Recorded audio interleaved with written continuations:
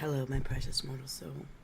This is Venus Callida here, and I know it's a beautiful, gorgeous day outside, but for those of us who are under the weather, why don't we just tuck in and chill? I think that would be pretty comfy. I have a little story to tell you. It's a fable, actually, by one of my favorite authors, found in the public domain, Edgar Allan Poe. It's called Silence. And this work is definitely in the public domain. Are you all tucked in? Ready to chill? Don't worry if you get sleepy. Don't fight the journey. Have a wonderful slumber and wake up rested. Glad I can help. Here we go. Venus Callida reads Silence, a Fable by Edgar Allan Poe. This work is in the public domain. Udosi, Dorion, Korufai, Tekai, Parhags, Pronis, Tekai, Karhadrai. The mountain pinnacles slumber, valleys, crags, and the caves are silent. Alchemist. Listen to me, said the demon, as he placed his hand upon my head.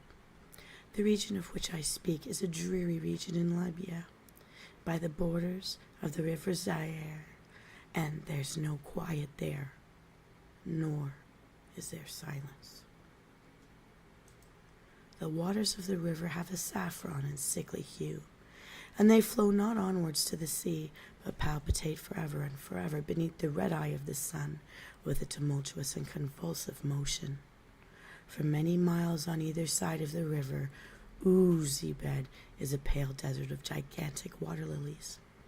They sigh one unto the other in that solitude, and stretch towards the heavens their long and ghastly necks, and nod to and fro their everlasting heads.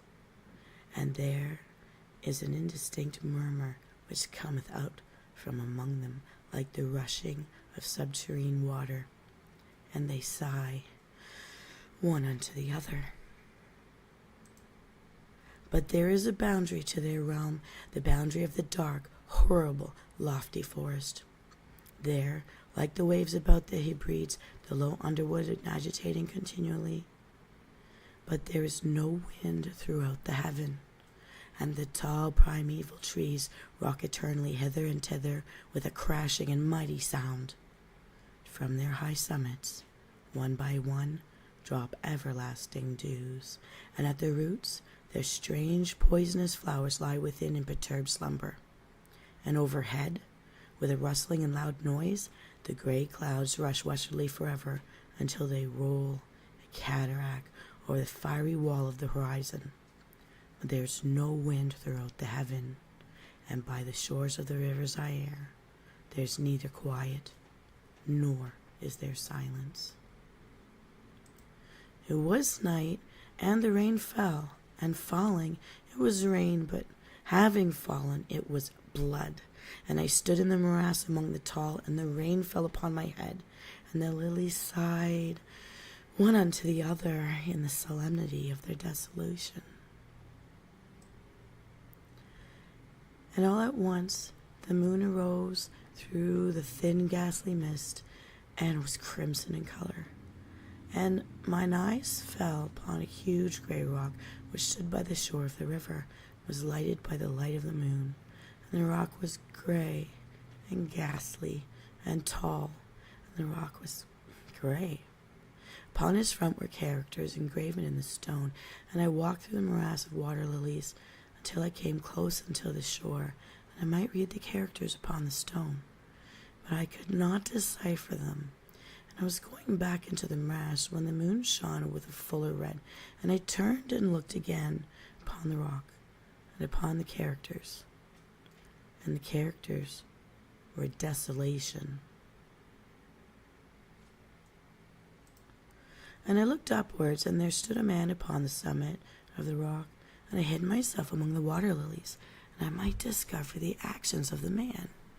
And the man was tall and stately in form, and was wrapped up from his shoulders to his feet in the toga of old Rome, and the outlines of his figure were indistinct, but his features were features of a deity, for the mantle of the night, and of the mist, and of the moon, and of the dew, and left uncovered the features of his face, and his brow was lofty with thought, and his eye wild with care, and in the few furrows upon his cheek I read the fables of sorrow, and weariness, and disgust with mankind, and a longing after solitude.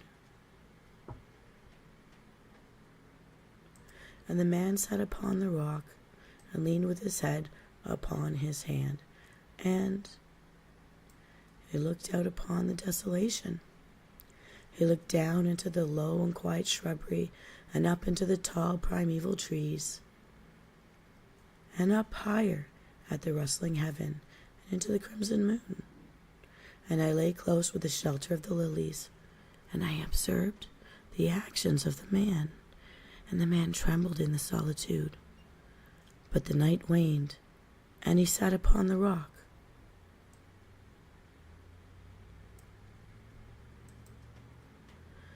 And the man turned his attention from the heaven and looked out upon the dreary river's air, and upon the yellow ghastly waters, and upon the pale legions of the water lilies. And the man listened to the sighs of the water lilies, to the murmur that came up from among them. And I lay close within my covert and observed the actions of the man. And the man trembled in the solitude. But the night waned, and he sat upon the rock.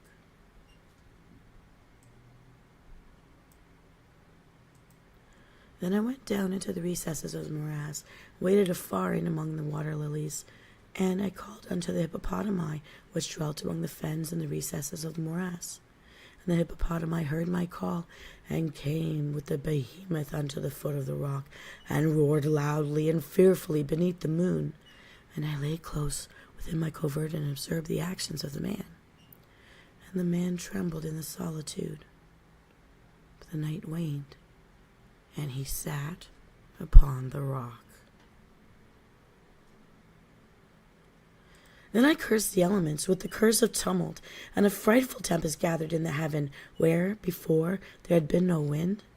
And the heaven became livid with the violence of the tempest, and the rain beat down on the head of the man, and the floods of the river came down, and the river was tormented unto foam, and the water lilies shrieked with their beds, and the forest crumbled below before the wind, and the thunder rolled, and the lightning fell, and the rock rocked to its foundation. And I lay close within my covert and observed the actions of the man. The man trembled in the solitude. The night waned, and he sat upon the rock.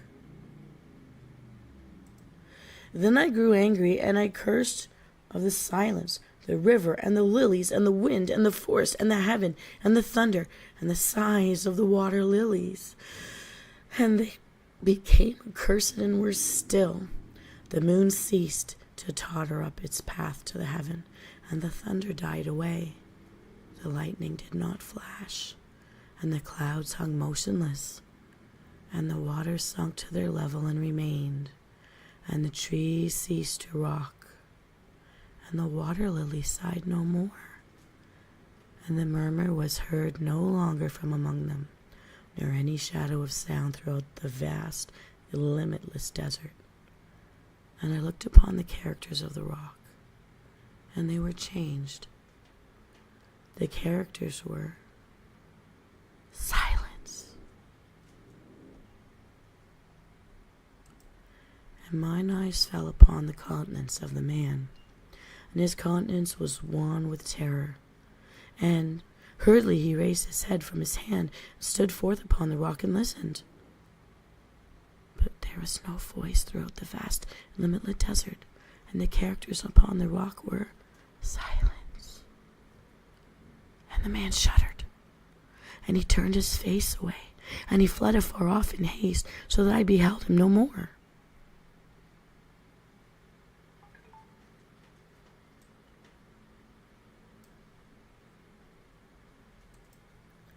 Now, there are fine tales in the volumes of the Magi, in the iron-bound melancholy volumes of the Magi. Therein, I say, are glorious histories of the heaven and of the earth and of the mighty sea and of the Jinni, and overruled the sea and the earth and the lofty heaven. There was much lore, too, in the sayings which were said by the Sibyls, and the holy, holy things were heard of old by the dim leaves that trembled around Dodona. But as Allah liveth, the fable which the demon told me as he sat by my side in the shadow of the tomb, I hold to be the most wonderful of all. And as the demon made an end of his story, he fell back within the cavity of the tomb and laughed. And I could not laugh with the demon, and he cursed me because I could not laugh. And the lynx, which dwelleth forever in the tomb, came out therefrom, and lay down at the feet of the demon, and looked at him steadily in the face.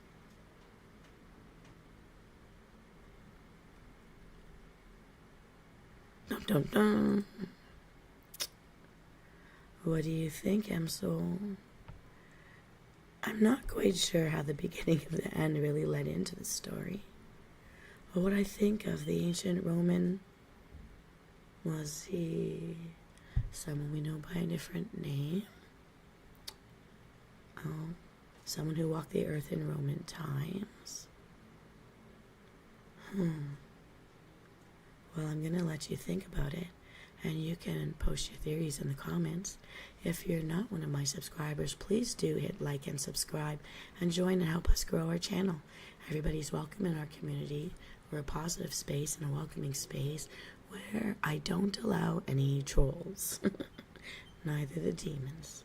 I mean, I'm an elf, and yes, I'm a belf, and I'm for the horde, but, I mean, I am a safe space for anyone who doesn't feel they belong anywhere else.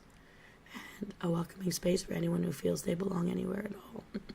You're all welcome. All points of view are interesting. Let me know what you think of silence in the comments. I'd love to discuss. Well, it's a beautiful day out there. I'm going to need a little bit of a nap because I'm still under the weather, as you can hear by my voice, but I hope you still find my voice enchanting. Oh, I'm just playing with you. All right, my precious mortal soul, you deserve to enjoy the beautiful weather today. Get out there in nature. Let that sun hit your face for 5 minutes or more. Get some fresh air, or fresh as much as possible air if you're in an urban area. If you can get to a park, please do. If you can get to the water, please do. I know I'm itching to go swimming. After my nap, of course. I'm going to stay tucked in, everybody. Thanks for chilling with me. I'll see you tonight for my live show, Dragonflight Follies. Check the community tab if you don't know the time.